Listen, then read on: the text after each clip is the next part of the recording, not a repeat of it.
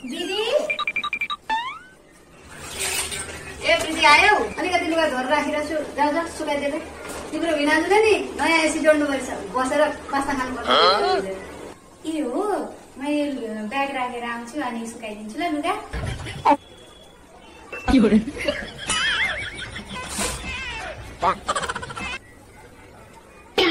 प्रीति सानी गाडीले गएर वक्क लगाइसके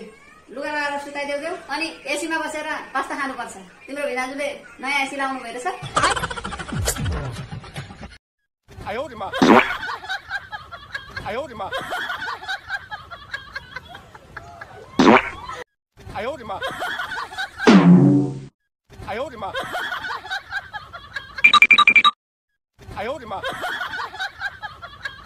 यति भाडा मस्काइदेऊ अनि एसीमा बसेर खानु अब देख तू अब तू गया बेटा ला काइडे कि प्रीति पर्खला पास्ता खाएर जाऊ तिमी नै खाऊ तिम्रो पास्ता एसीमा बसेर म मेरै घर गएर खान्छु